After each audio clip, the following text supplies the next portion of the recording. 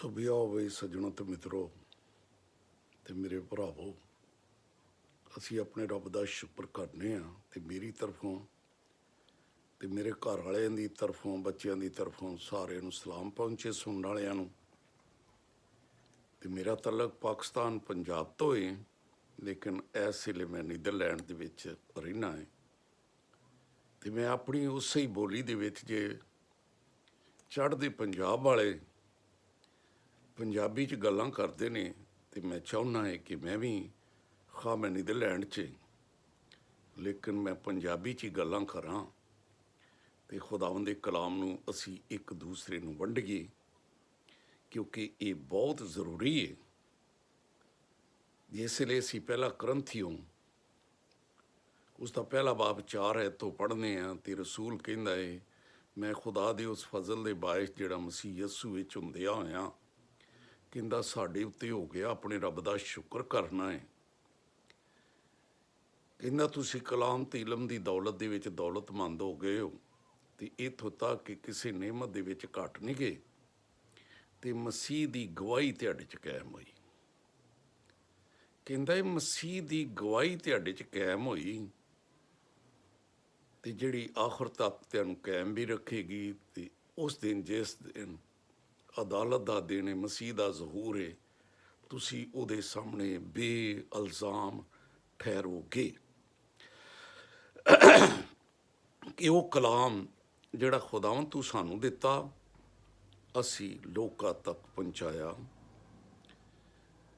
ਕਿਉਂਕਿ ਅਸੀਂ ਅਮਸਾਲ 30 ਬਾਬ ਤੇ 24 ਐਤ ਤੋਂ ਪੜ੍ਹ ਰਹੇ ਸੀ 4 ਚੀਜ਼ਾਂ ਦੇ ਬਾਰੇ ਤੇ ਚਿਊਂਟੀ ਦੇ ਬਾਰੇ ਹਾਲੇ ਸਿੱਖ ਰਹੇ ਹਾਂ। ਉਹਨਾਂ 4 ਚੀਜ਼ਾਂ ਦੇ ਵਿੱਚ ਇੱਕ ਚਿਊਂਟੀ ਹੈ, ਸਫਾਨ ਹੈ, ਖਰਗੋਸ਼ਨੁਮਾ ਜਾਨਵਰ, ਟਿੱਡੀਆਂ ਹੈ ਤੇ ਛਿਪਕਲੀ ਹੈ। ਲੇਕਿਨ ਚਿਊਂਟੀ ਨੂੰ ਉਹ ਦਨਾ ਕਹਿੰਦਾ ਹੈ। ਕਿ ਉਹ ਦਨਾ ਕਹਿੰਦਾ ਹੈ ਇਸ ਲਈ ਕਿ ਅਮਸਾਲ 6 ਬਾਬ ਤੇ 6 ਐਤ 'ਚ ਲਿਖਿਆ ਹੈ, ਚਿਊਂਟੀ ਦੇ ਕੋਲ ਜਾ, ਉਹਦੀਆਂ ਰਵਸ਼ਾਂ ਤੇ ਗੌਰ ਕਰ।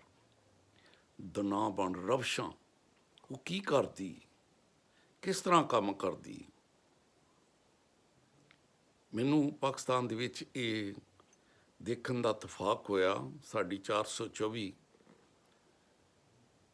ਫੈਸਲਾਬਾਦ ਤੇ ਟੋਭੇ ਦੇ ਦਰਮਿਆਨ ਤੇ ਝੰਗ ਦੇ ਪਿੰਡ 424, ਉਹਦੇ ਵਿੱਚ ਅੱਧਾ ਕੁ ਮਰਬਾ ਸਾਡਾ ਜ਼ਮੀਨ ਦਾ ਵੀ ਸੀ। ਇਸ ਵੇਲੇ ਤੇ ਕੋਈ ਨਹੀਂ ਹੋਣਾ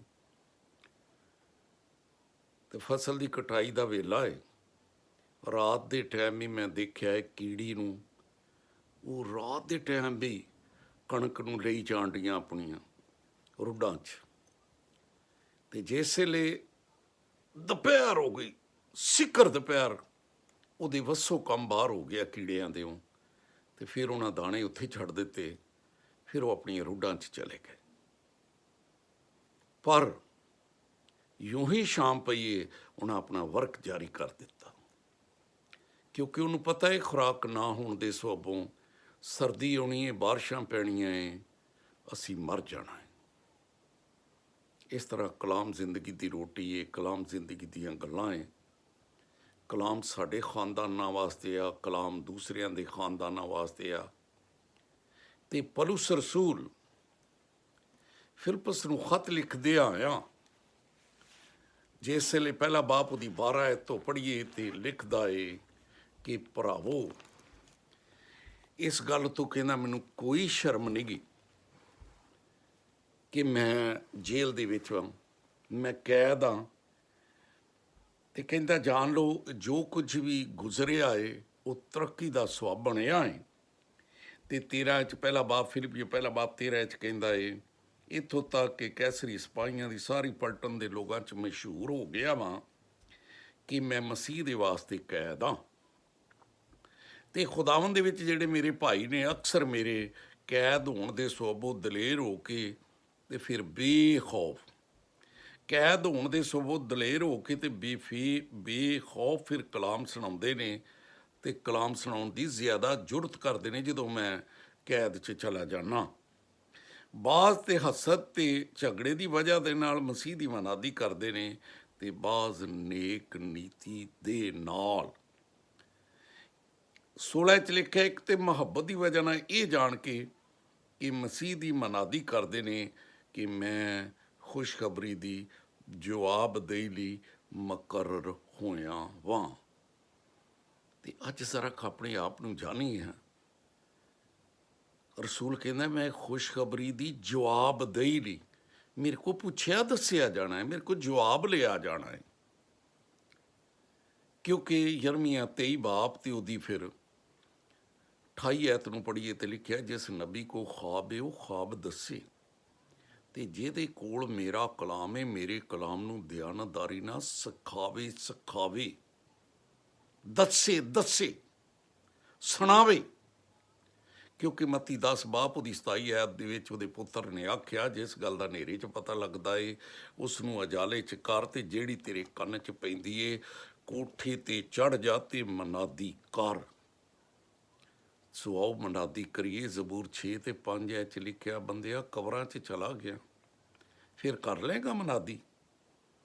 ਤੇ ਪਹਿਲਾ ਕਰੰਥੀਓ 9 ਬਾਬ ਉਹਦੀ 16 'ਚ ਲਿਖਿਆ ਹੈ, ਜੇ ਖੁਸ਼ਖਬਰੀ ਸੁਣਾਉਣਾ ਹੈ ਤੇ ਫਿਰ ਵੀ ਆਪਣੀ ਜ਼ਾਤ ਤੇ ਫਖਰ ਨਾ ਕਰਾਂ, ਤੇ ਜੇ ਨਹੀਂ ਸੁਣਾਉਂਦਾ ਤੇ ਲਿਖਿਆ ਹੈ ਮੇਰੇ ਉੱਤੇ ਅਫਸੋਸ।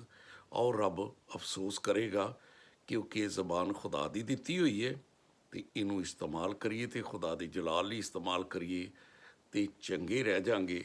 ਤੇ ਮੇਰੀ ਦੁਆ ਹੈ ਕਿ ਖੁਦਾ ਤੁਹਾਨੂੰ ਦਲੇਰੀ ਦੀ ਰੂਹ ਦੇਵੇ ਤੇ ਤੁਸੀਂ ਅੰਜੀਲੀ ਮਨਾਦ ਬਣੋ, ਕਿਉਂਕਿ ਉਹਦਾ ਹੁਕਮ ਹੀ ਹੈ ਮਰਕਜ਼ 16 ਬਾਬ ਉਹਦੀ 15 ਐਤ 'ਚ ਕਿ ਜਾਓ ਸਾਰੀ ਖਲਕ ਦੇ ਸਾਹਮਣੇ ਅੰਜੀਲ ਦੀ ਮਨਾਦੀ ਕਰਿਓ।